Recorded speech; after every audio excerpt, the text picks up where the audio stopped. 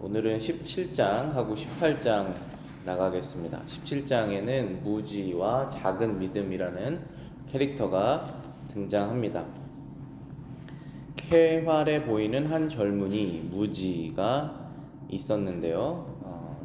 지금까지 착하게 살아서 천국에 들어갈 것이다 라고 믿는 사람이었습니다.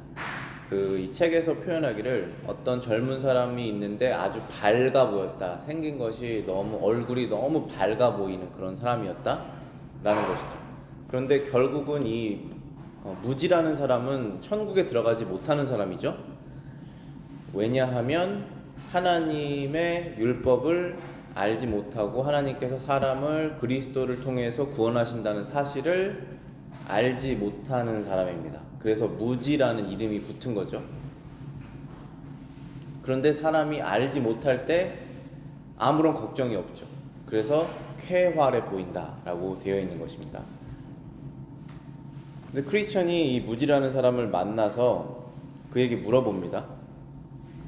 당신 어디로부터 왔느냐? 그랬더니 어떤 오솔길을 따라서 구부러진 길을 따라서 이 천국 가는 길을 들어왔다 이렇게 말을 합니다.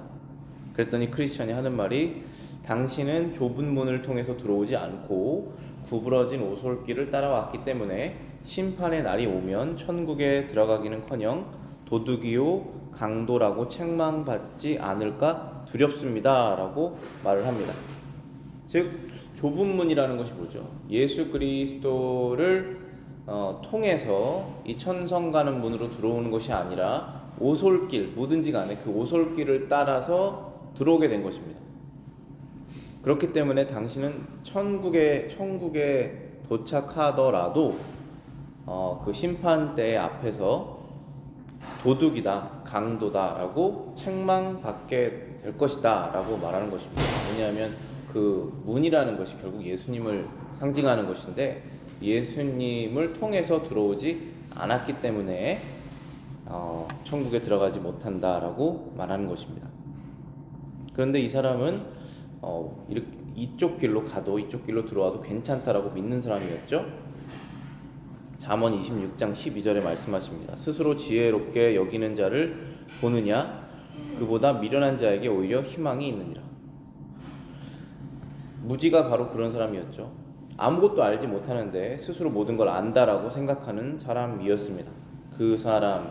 그런 사람들, 스스로 지혜롭게 여기는 자를 보느냐? 그보다 미련한 자에게 오히려 희망이 있느니라. 차라리 모르면은 모르기 때문에 알려달라고 할 것이고 그러다 보면은 배우게 되는데 아무것도 모르면서 다 안다라고 생각하는 사람은 알 수가 없는 것이죠. 그래서 이 무지라고 하는 사람은 아무것도 몰랐는데 크리스찬의 얘기를 듣고도 전혀 배우려는 마음이 없었습니다. 왜냐하면 본인이 다 알고 있다라고 믿었기 때문에. 그래서 배울 수가 없었다는 것이죠. 그런 사람에게는 희망이 없다, 변화될 가능성이 없다라고 말하고 계시는 것입니다. 전도서 10장 3절입니다. 우매한 자는 길을 갈 때에도 지혜가 부족하여 각 사람에게 자기가 우매함을 말하느니라. 지혜가 없는 자들은 지혜가 부족해서 각 사람에게 자기가 우매함을 말하느니라.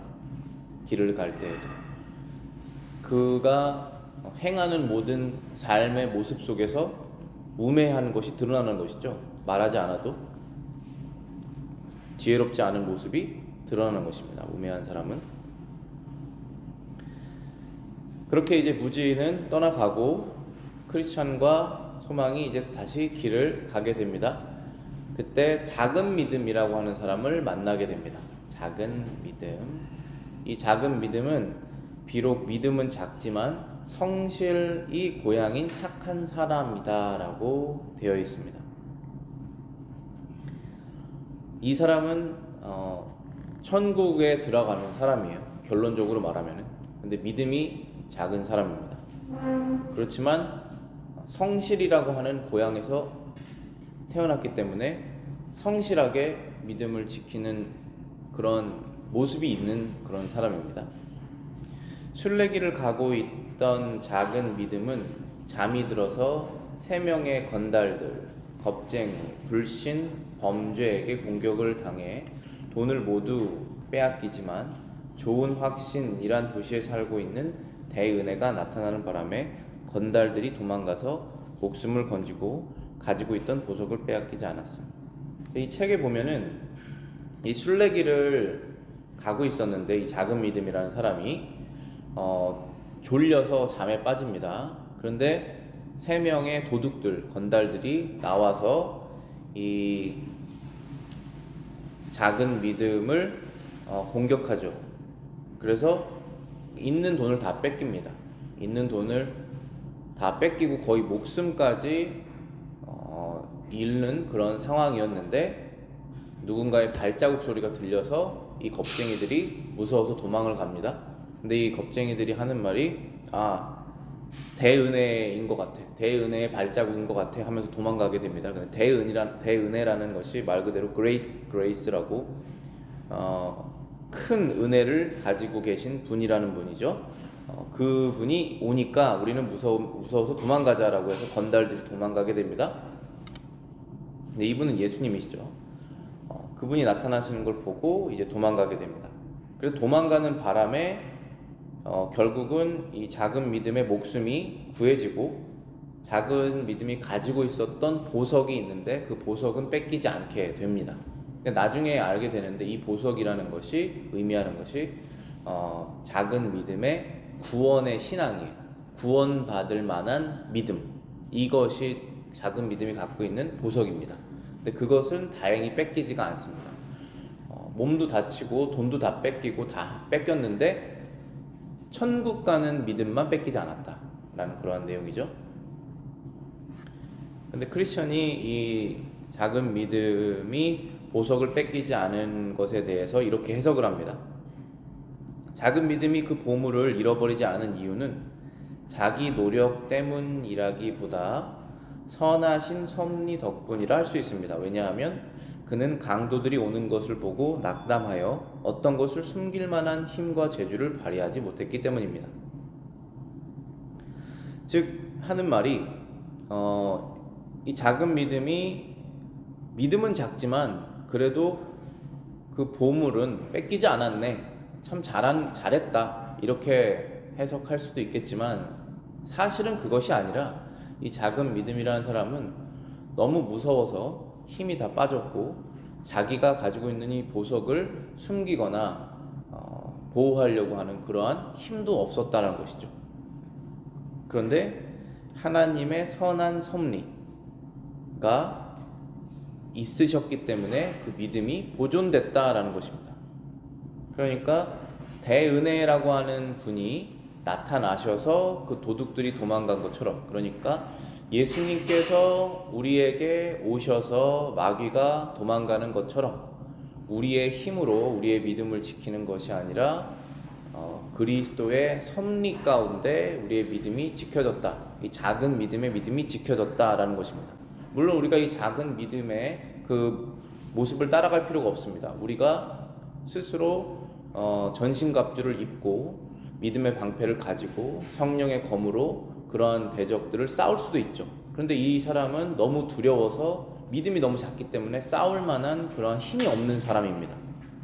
그래서 모든 것을 다 빼앗겼던 사람이죠. 그러나 하나님의 섭리 가운데 그의 믿음, 구원을 받을 만한 saving faith는 잃어버리지 않았다라는 것입니다. 작은 믿음은 보석을 팔아 생계 유지를 하고 싶어 하지 않았습니다. 에서는 자기 배를 하나님으로 삼았지만 작은 믿음은 그렇지 않았습니다. 자, 여기에서 작은 믿음이 하나님의 은혜 가운데 잘한 일이 하나가 있는데 그건 뭐냐 하면 강도들에게 자기 돈을 다 뺏긴 다음에 인생을 살아가는데 돈이 없어서 굉장히 불쌍한 삶을 살게 됩니다. 구걸도 하게 되고 굉장히 가난하게 어렵게 살게 되는데 자기가 갖고 있었던 이 보석은 팔지 않았다라고 책에 쓰여 있습니다. 그런데 그것이 무슨 뜻이냐 하면 보석을 팔아서 생계 유지를 한다는 것은 결국은 자신이 가지고 있는 이 예수님에 대한 믿음까지도 버리고 세상의 부귀영화를, 세상에서 편하게 사는 것을 선택하는 것을 하지는 않았다라는 것입니다. 왜냐하면 양심이 있기 때문에. 작은 믿음이라고 해도 믿음이라는 것이 존재했기 때문에 결국 믿음은 하나님 앞에서의 우리의 양심이지 않습니까? 예수님을 믿는 그 믿음으로 인해서 생겨나는 우리의 양심들, 그것을 지켰다는 것입니다. 그래서 세상에서는 보잘것없고 가난하게 살았지만 그가 가지고 있는 이 믿음으로 인해서 하나님의 나라에는 들어갈 수 있었다. 어떤 것을 선택하겠냐라는 것이죠. 우리에게 얘기하는 것입니다. 지금 이게 우리가 작은 믿음을 갖고 있다면, 상대적으로 에서는 자기 배를 위해서 장자권을 팔았죠. 그러나 작은 믿음은 그러한 모습은 갖고 있지 않았다. 에서랑은 다르다라는 것입니다.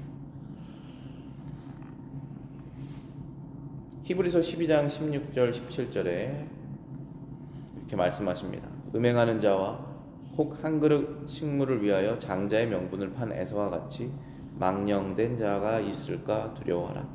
너희는 아는 바와 같이 저가 그 후에 축복의 기업을 받으려고 눈물을 흘리며 구하되 버린 바가 되어 회개할 기회를 얻지 못하였느냐. 성경에서는 에서가 회개할 기회를 얻지 못했다라고 되어 있습니다. 어떠한 죄든지 우리가 죄를 회개하면 회개할 기회를 얻는 것이 하나님의 약속인데, 여기에서 에서는 회개할 기회를 얻지 못했다라고 되어 있습니다.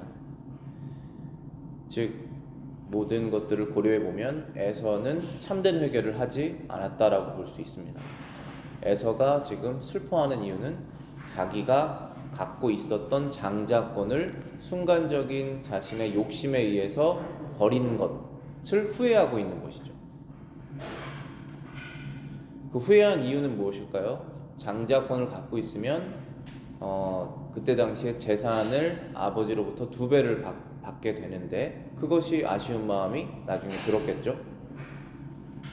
그런데 성경에서 말씀하고 있는 이 장자권의 중요성이라는 것은 하나님의 축복을 이어받는 것에 대한 의미죠.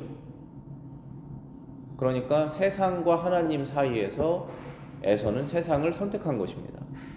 그리고 지금 슬퍼하는 모습도 세상에서 받는 것을 받지 못하는 것에 대한 슬픔이라는 것이죠. 그러나 작은 믿음은 그렇지 않았다는 것입니다.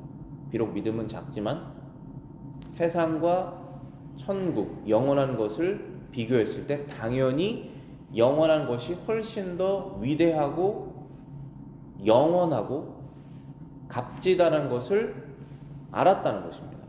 어떻게 알 수 있습니까? 그것을 믿음이 있어야 알 수 있지 않겠습니까? 작은 믿음은 그 믿음이 있었다는 것입니다. 에서에게는 전혀 없었던 믿음이죠.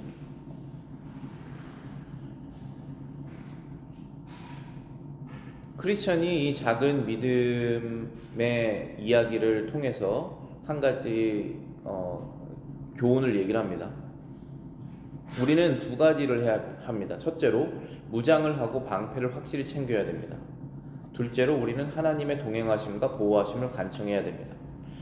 크리스천이 이 얘기를 한 이유는 그 책에서는 그 소망이라고 하는 사람과 크리스천이 서로 대화를 하는데, 소망이라고 하는 사람이 어떻게 그 작은 믿음은 그렇게 믿음이 작아서 강도들한테 다 돈도 뺏기고 믿음의 그런 전신갑주 무장도 하지 않고 너무나 약한 사람이다, 어리석다, 겁쟁이다, 이렇게 얘기를 합니다.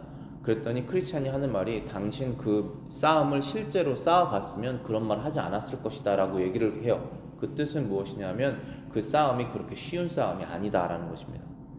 그 싸움은 아주 어려워서 누구든지 순간 겁쟁이가 될 수 있는 싸움이다. 그것이 무슨 싸움이냐면 영적인 싸움이라는 것이죠. 그래서 이 크리스찬은 그 영적인 싸움을 해봤던 사람이잖아요. 그렇기 때문에 그 싸움을, 나는 다음에도 그 싸움을 맞이하면 이길 수 있어, 이렇게 말하지 않습니다. 크리스천은 그 싸움에서 이겨본 사람이에요. 영적 싸움에서. 그런데 그 싸움에서 간신히 이겼다는 것을 기억하고 있고, 그것도 자기 힘으로 이긴 것이 아니라 하나님의 도우심으로 이겼다는 것을 알기 때문에 크리스천이 이 소망에게 경고를 하는 말이, 그런 싸움을 다시는 안 만났으면 좋겠다라는 마음으로 사는 것이 오히려 지혜롭다, 이렇게 얘기를 합니다.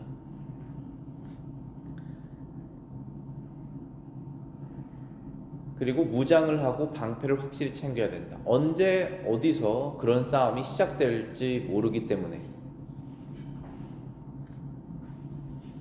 언제나 우리는 성령의 전신갑주를 가지고 무기와 방패를 챙기고 있어야 된다. 그리고 동시에 하나님께서 우리와 동행하시고 보호하시기를, 그 싸움에서 우리를 지키시기를 간청해야 된다 라고 얘기를 합니다.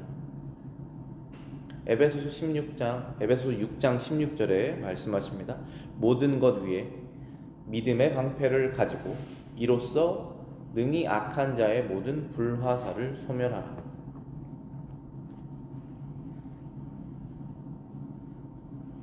믿음의 방패, 우리가 갖고 있는 예수 그리스도에 대한 그 믿음이 흔들리지 않을 수 있도록 방패를 갖고 세상 유혹을 대적하는 것입니다. 출애굽기 33장 15절입니다. 주께서 친히 가지 아니하시거든 우리를 이곳에서 올려보내지 마옵소서.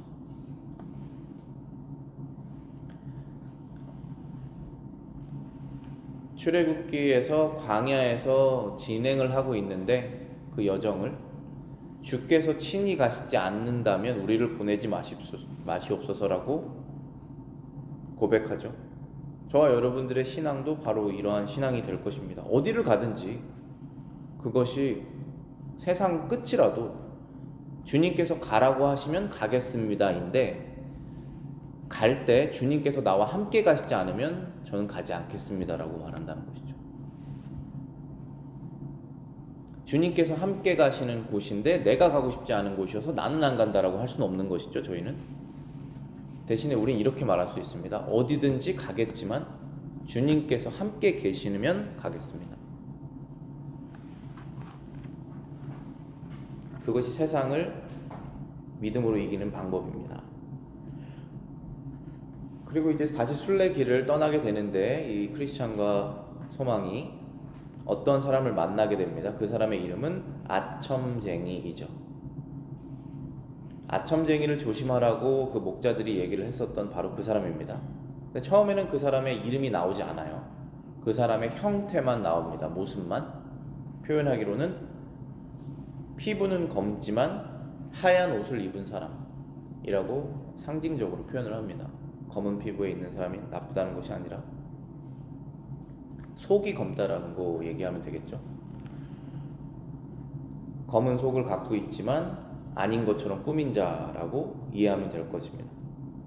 얼마 후에 이 아첨쟁이의 이야기를 듣고 크리스찬과 소망이 따라가다가 보니까 그들의 얼굴이 천성과 정반대가 돼 있었다. 곧 그들이 가는 길에 숨겨져 있던 그물이 그들을 덮쳤고 거기에 갇혀서 꼼짝할 수 없게 되었다. 이 아첨쟁이가 크리스찬과 소망에게 이쪽으로 가면 천성 가는 길이라고 계속 얘기를 해요. 그런데 크리스찬과 소망이 처음에는 그래 맞나 이러다가 너무 좋은 말을 하니까 그렇지 하고 넘어갑니다. 근데 여기서 아첨쟁이라는 것은 좋은 말을 한다는 것은 사기꾼이라고도 말할 수 있잖아요. 사기꾼이라고 캐릭터 이름을 정할 수도 있죠. 그런데 그렇게 말하지 않고 아첨쟁이라고 정한 이유는 우리를 기분 좋게 해서 우리를 띄어서 거짓말을 한다는 것이죠. 거기에 사람이 금방 넘어갈 수 있거든요. 우리가 대단하다라고 하는 그 부분을 터치를 해주면 우리가 그 사람이 하는 말이 사실이 아니더라도 사실처럼 믿게 되게 됩니다. 그래서 그게 아첨쟁이에요. 아첨쟁이를 조심하라. 결국은 우리가 뭔가 열심히 아첨쟁이를 따라서 같이 그와 무슨 일을 하고 있어도 결국은 천국과는 상관없는 길로 가게 될 수 있다라는 것이죠. 그래서 그물이 그들을 덮쳤고 꼼짝할 수 없게 되었습니다. 잠언 29장 5절입니다. 이웃에게 아첨하는 것은 그의 발 앞에 그물을 치는 것이니라. 고린도후서 11장 13절 14절입니다. 저런 사람들은 거짓 사도요 괴휼의 역군이니 자기를 그리스도의 사도로 가장하는 자들이니라. 이것이 이상한 일이 아니라 사단도 자기를 광명의 천사로 가장한다. 마귀도 자기를 천사의 모습처럼 가장해서 사람들에게 나타난다는 것입니다. 마귀가 이러한 일을 지금도 하고 있습니다. 여러 이단들 여러분들 들어가서 보시면은 자주 보실 필요는 없겠지만 어쩌다가 보시게 되면 느끼시는 것이 광명의 천사의 옷을 입고 있다는 것입니다. 세상의 선한 모습, 도덕적인 모습을 다 갖추고 있는 것처럼 보입니다. 그러나 그의 그 속에는 천국으로 이끄는 진리가 없죠. 사람들의 영혼은 살아있지 않습니다. 생명력이 느껴지지 않죠. 그것이 참 두려운 것입니다. 그런데 사람들이 거기에 속아서 그러한 이단을 따라가게 되는 것이죠.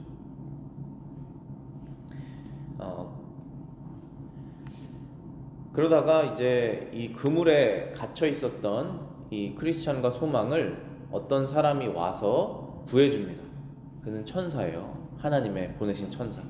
근데 구해주신 다음에 채찍으로 크리스천과 소망을 때립니다.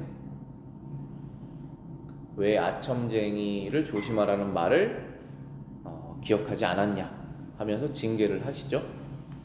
요한계시록 3장 19절입니다. 무릇 내가 사랑하는 자를 책망하여 징계하노니 그러므로 네가 열심을 내라 회개하라.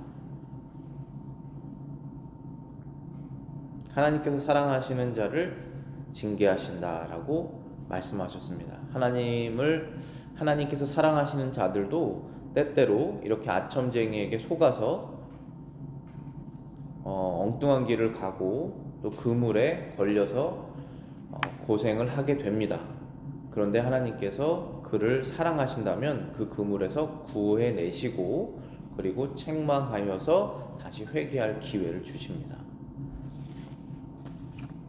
그 다음 장 넘어가겠습니다. 18장 무신론자와 마법의 땅입니다.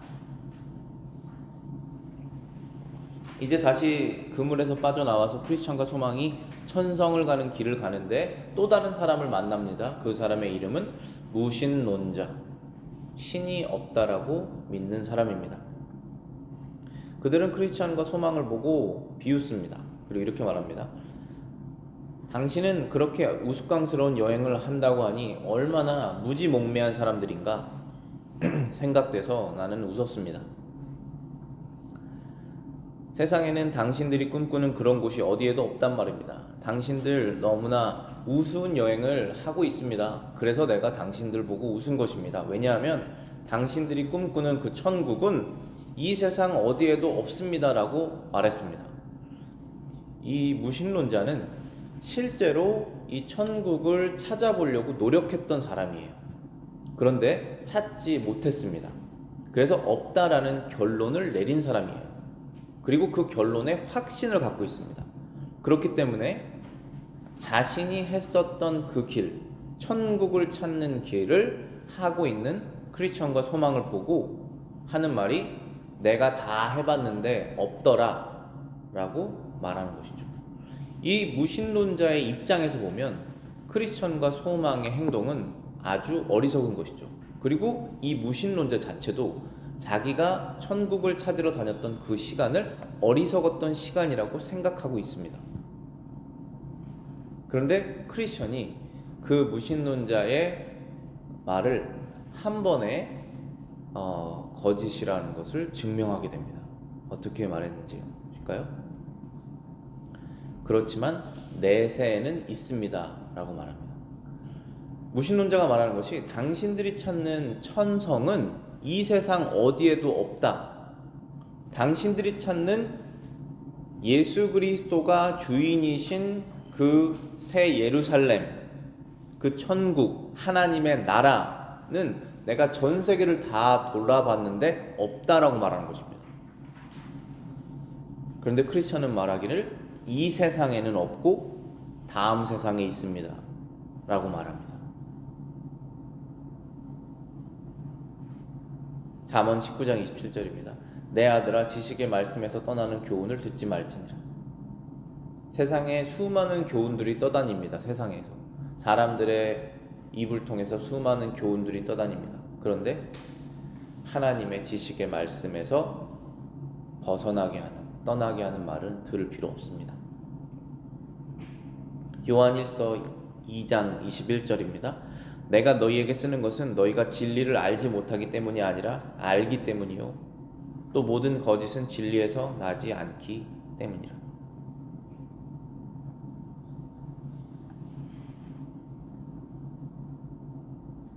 세상의 거짓 교훈들이 하나님의 말씀에서 나오지 않습니다. 사람의 생각과 사람의 고안에서부터 나온 것이 거짓된 철학들이죠. 그것은 하나님의 말씀에서 나오지 않습니다. 결국은 우리가 세상의 거짓 교훈들이 을 구분하려면 하나님의 말씀을 알아야 돼요.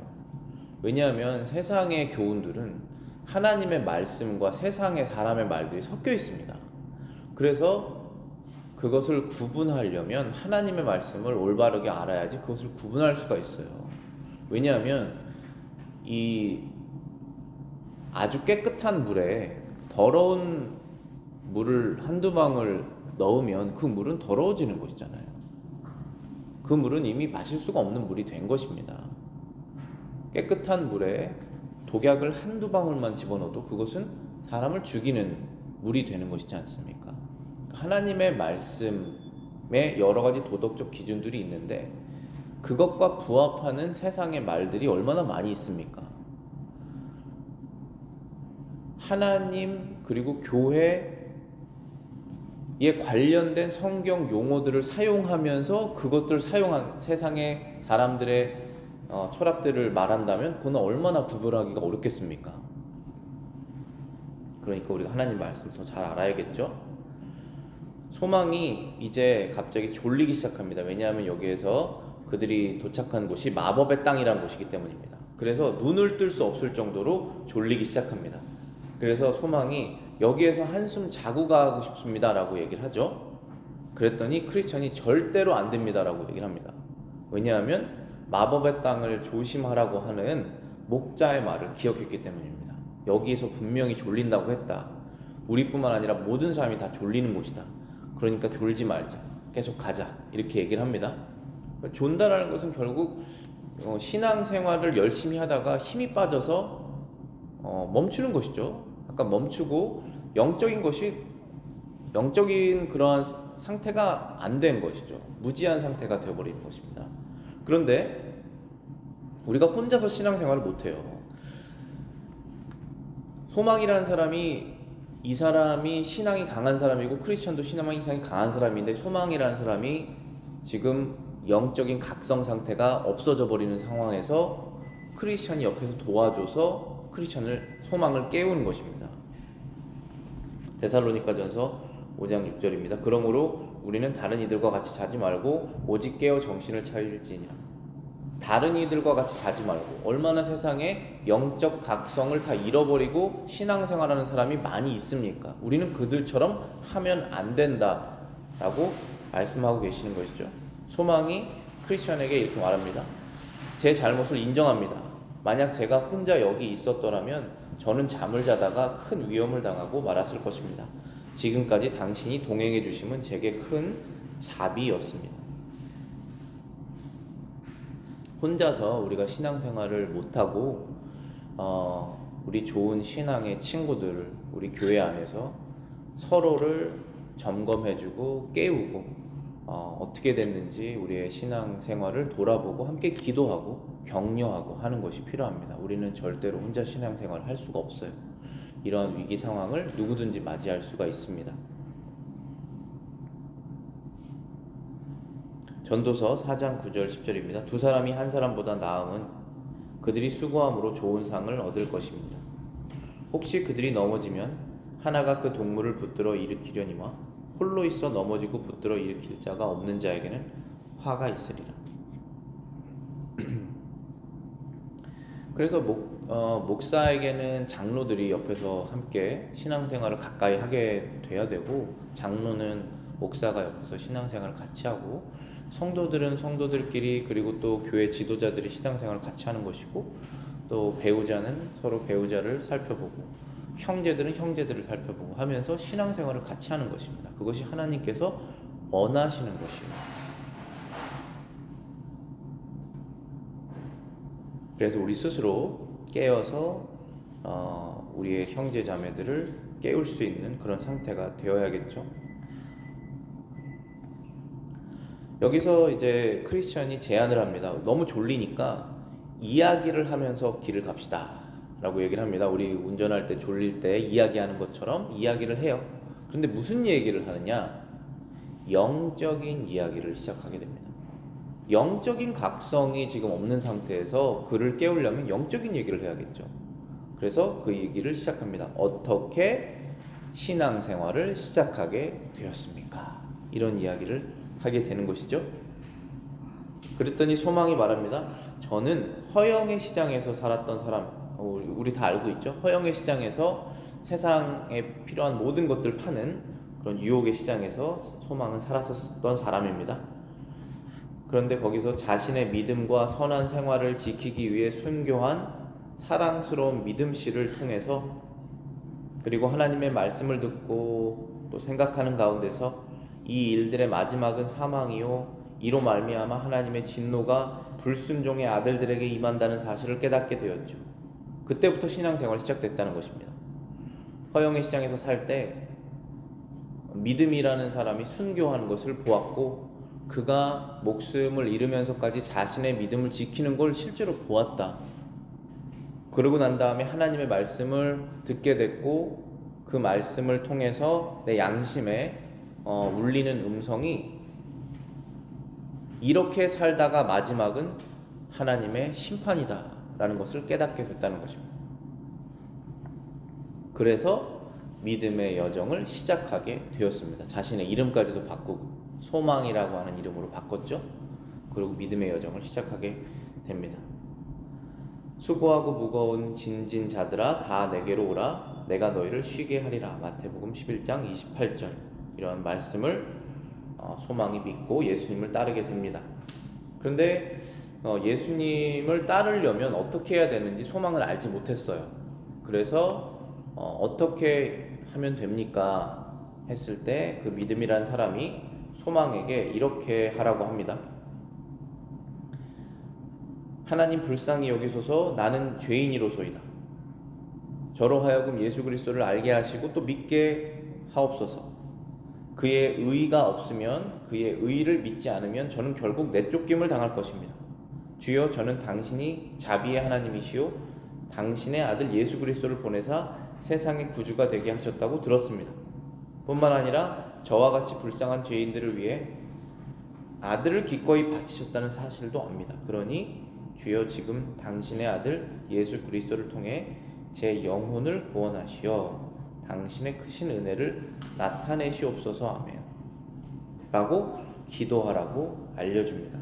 그래서 소망은 이 기도를 통해서 예수님에 대한 믿음을 얻게 되고 천성 가는 길을 가게 됩니다. 갈라디아서 2장 6절입니다. 사람이 의롭게 되는 것은 율법의 행위로 말미암음이 아니요 오직 예수 그리스도를 믿음으로 말미암는 줄을 알므로 우리도 그리스도 예수를 믿나니 이는 우리가 율법의 행위로서가 아니요 그리스도를 믿음으로써 의롭다함을 얻으려 함이라. 율법의 행위로서는 의롭다함을 얻을 육체가 없느니라. 바로 소망이 깨달은 것이죠. 예수 그리스도의 의를 믿는 그 믿음으로써 하나님 앞에서 의롭다함을 얻기 위해서 이 길을 떠나게 된 것입니다. 율법의 행위로서 하나님의 천성에 들어가기를 원했다면 예수 그리스도의 좁은 문을 통해서 들어오지 않았겠죠.